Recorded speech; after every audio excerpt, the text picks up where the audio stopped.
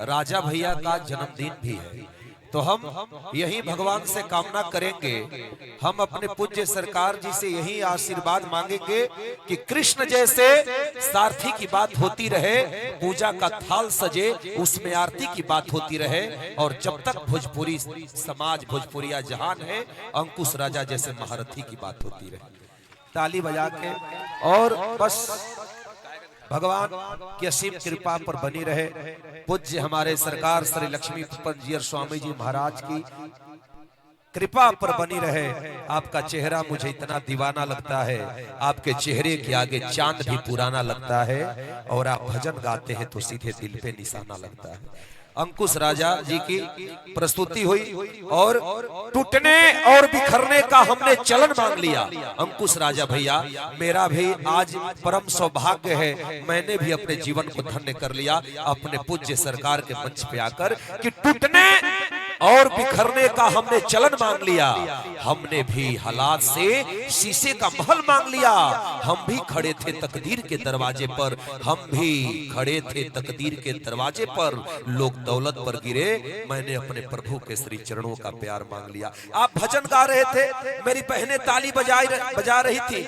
ये वही प्यारी बहनें हैं कि मेरे जख्मों की चाहत पे पट्टी कौन बांधेगा।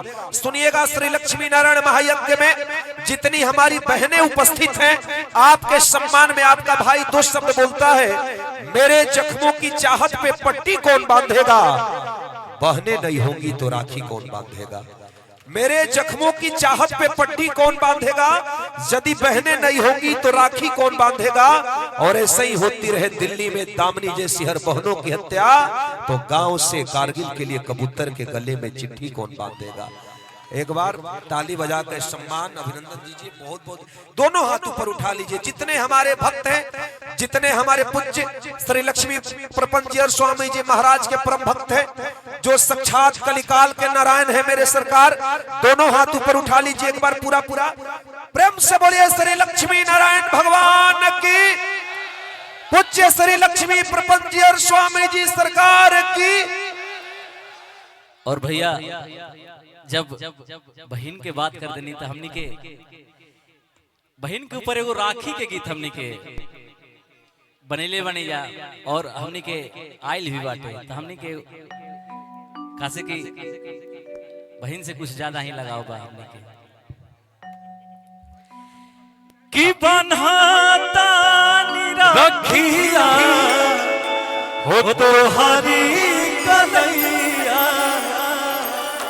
टूटे नहीं कबहू सनहिया हो भैया, कि जब से जी अब तब जनाओ लूटाई, कि रेशम धागा से हाथावा सजाई। भाई का तो भाई के लाइन देखिए का होता अपने बहन खातिर, कि बहिनी तोहरा के कबो ना भूलाइबू हो, जब ले जी अब तब ले जनाओ लूटाइबू हो। और राजा भैया के जन्मदिन है भैया, तो एक लाइन बड़ा वायरल था इसमें कि अरे अरे भैया हो राजा भैया।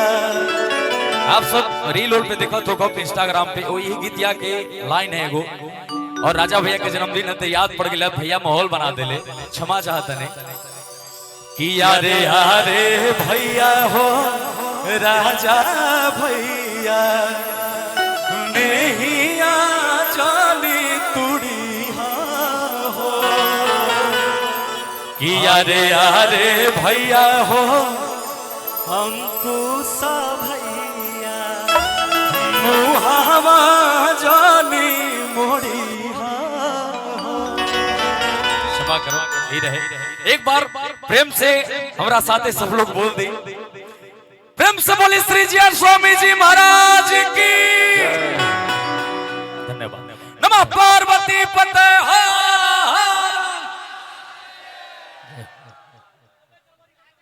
बहुत बहुत धन्यवाद। नारायण आप सब एक बार राजा भैया एक बार रमग्या भैया ना बजाई, एक बार तने यहाँ सब ताली बजाई और गाय यहाँ के साथ हम गाय कि श्रीमन नारायण नारायण नारायण भजमन नारायण नारायण। राजा भैया आप भी थोड़ा उधर से तो चेक करिए, गा रहे हैं हम इधर से गा रहे हैं। तू लोग भैया के पास बैठ के नहीं खा जा, खड़ा खड़ा क्या हो जाता है? श्रीमन नारायण नारायण नारायण भजमन नारायण नारायण नारायण श्रीमन नारायण नारायण नारायण भजमन नारायण नारायण नारायण श्रीमन नारायण नारायण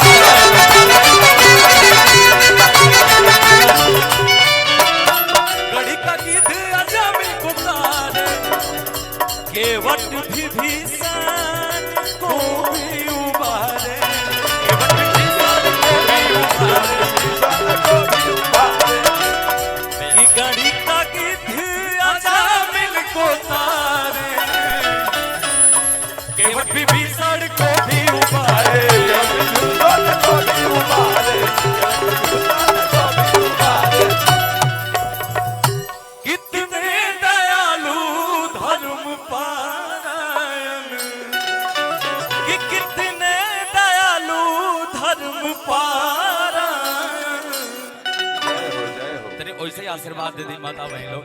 श्रीमन नारायण नारायण नारायण श्रीमन नारायण नारायण नारायण श्रीमन नारायण नारायण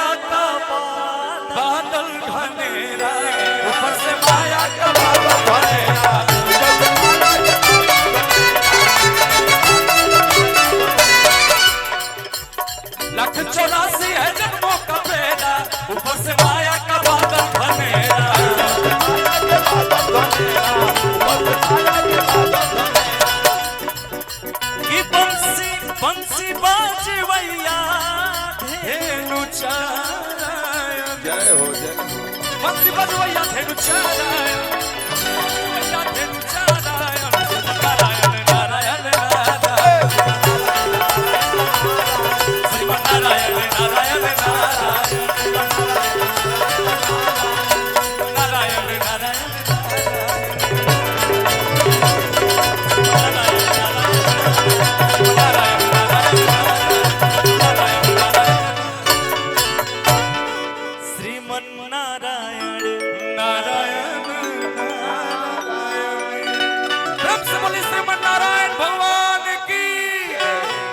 प्रपन्न जी और स्वामी जी महाराज की